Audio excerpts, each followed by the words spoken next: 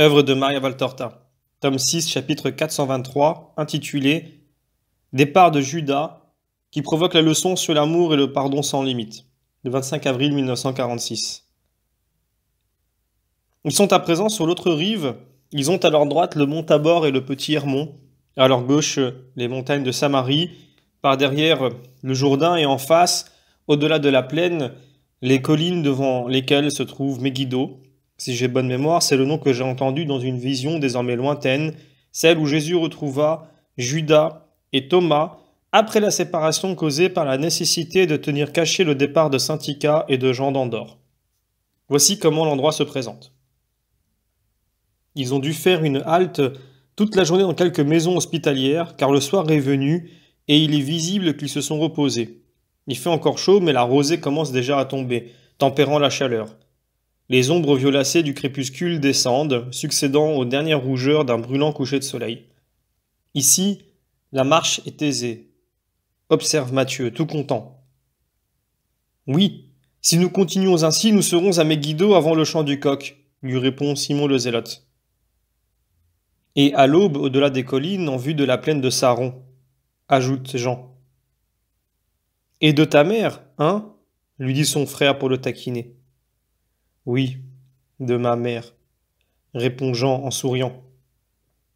Et tu partiras en esprit pour une de tes pérégrinations spirituelles, lui dit Pierre en l'embrassant avec une affection rude et débonnaire. Puis il achève.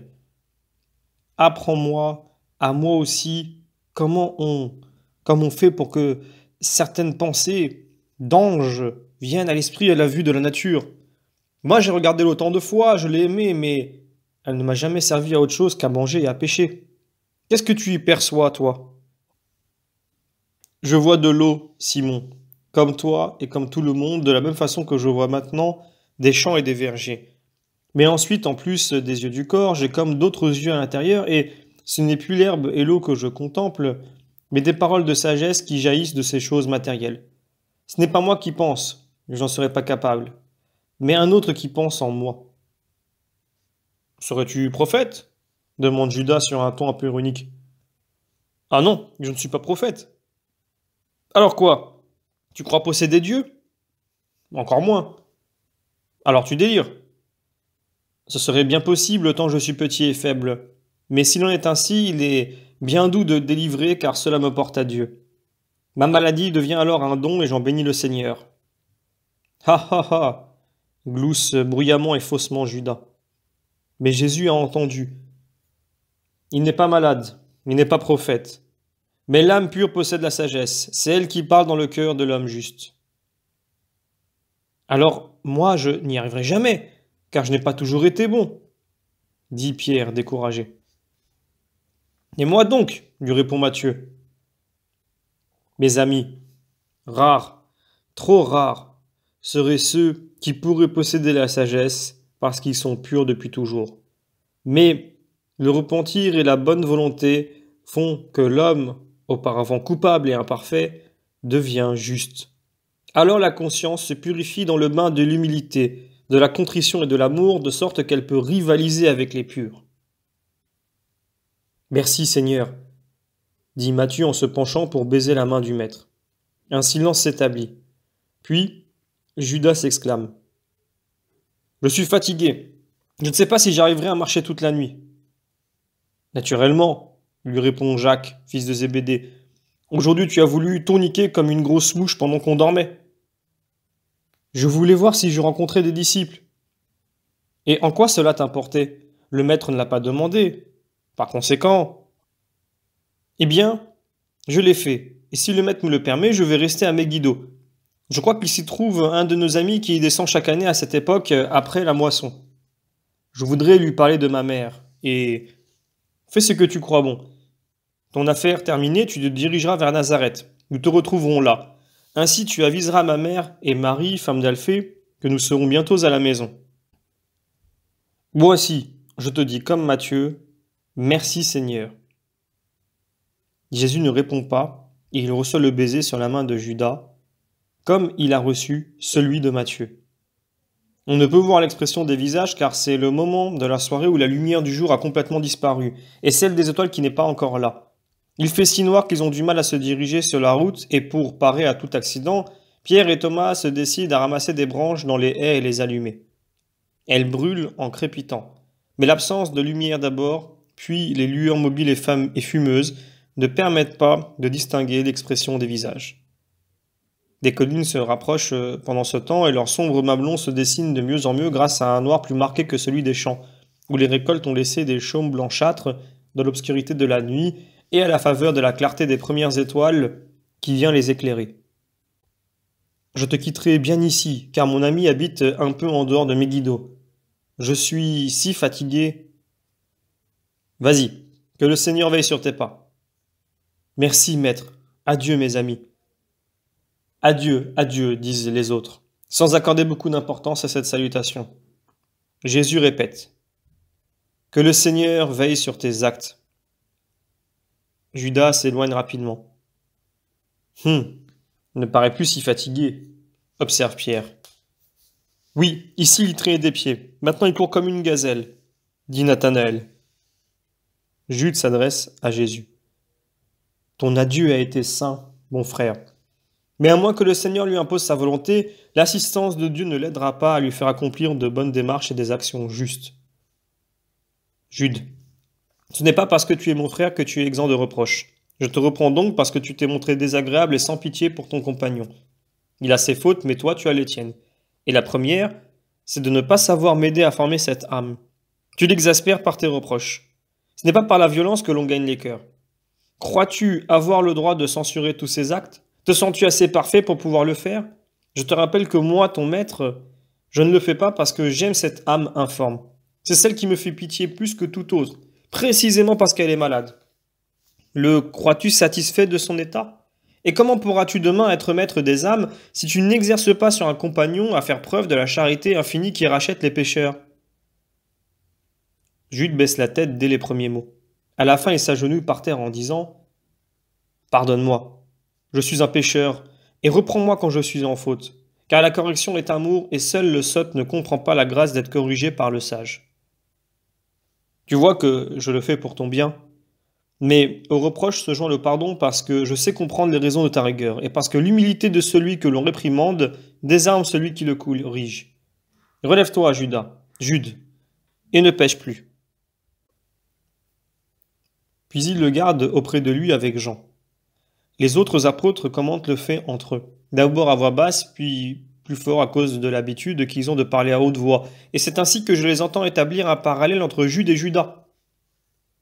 Si c'était Judas qui entendait ces reproches, comme il se révolterait. Ton frère est bon, dit Thomas à Jacques. Pourtant voilà, on ne peut pas dire qu'il ait eu tort. Il a dit une vérité sur l'Iscariote. Tu y crois, toi, à l'ami qui va en Judée? Moi pas, dit franchement Matthieu. Il s'agit peut-être des affaires de vigne, comme au marché de Jéricho, dit Pierre, incapable d'oublier cette scène. Tout le monde rit. Il est certain que seul le maître peut éprouver tant de compassion à son égard, observe Philippe. Tant? Toujours, devrais-tu dire, lui réplique Jacques, fils de Zébédée. Si c'était moi, je ne serais pas si patient, intervient Nathanaël. Et moi non plus, confirme Matthieu. La scène d'hier a été dégoûtante. Il ne doit pas avoir toute sa tête, dit Simon le Zélote, conciliant. Pourtant, dit Pierre, il sait toujours bien mener ses affaires, et même trop bien. Je parierais un barque, mes filets et même ma maison, en étant certain de ne rien perdre, qu'il est en train d'aller chez quelques pharisiens en quête de protection. C'est vrai, Ismaël est à Megiddo. Comment n'y avons-nous pas pensé? Il faut le dire au maître, s'écrie Thomas en se frappant vigoureusement le front. Inutile. Le maître l'excuserait encore et nous ferait des reproches, dit Simon le Zélote. Eh bien, essayons. Vas-y, toi, Jacques. Il t'aime, tu es son parent. Pour lui, nous sommes tous égaux. Il ne distingue pas en nous les parents des amis. Il ne voit que les apôtres et il est impartial. Mais j'y vais pour vous faire plaisir, dit Jacques, fils d'Alphée. Il se hâte de quitter ses compagnons et de rejoindre Jésus. Vous pensez qu'il est allé chez un pharisien? Lui ou un autre, peu importe, mais Je pense qu'il l'a fait pour ne pas venir à Césarée. Il n'aime pas s'y rendre, dit André. On dirait que depuis quelque temps, il éprouve de la répulsion pour les Romaines, remarque Thomas. Et pourtant, pendant que vous marchiez vers Engadie et que moi j'allais avec lui chez Lazare, il était tout heureux de s'entretenir avec Claudia, se rappelle Simon le Zélote. Oui, mais à mon avis, c'est à ce moment-là qu'il a commis quelques erreurs, et je pense que Jeanne l'a appris.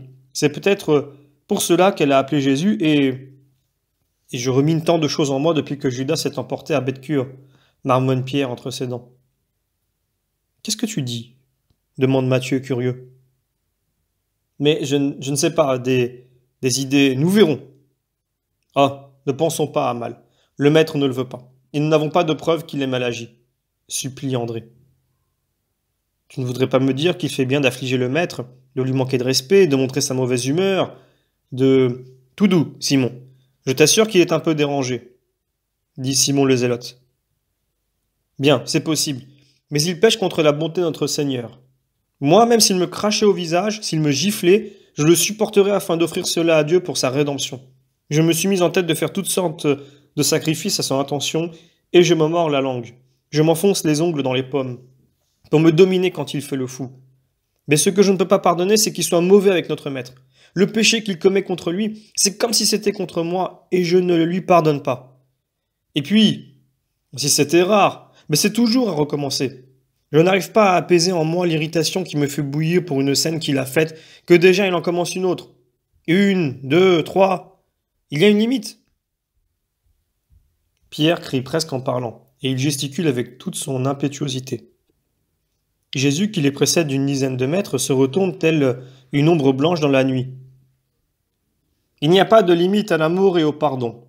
Non. Ni en Dieu, ni chez les vrais enfants de Dieu, tant qu'il y a de la vie. Il n'y a pas de limite.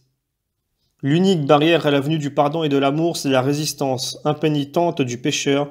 Mais s'il se repent, il est toujours pardonné, même s'il venait à pécher non pas 1, 2, 3 fois par jour, mais davantage.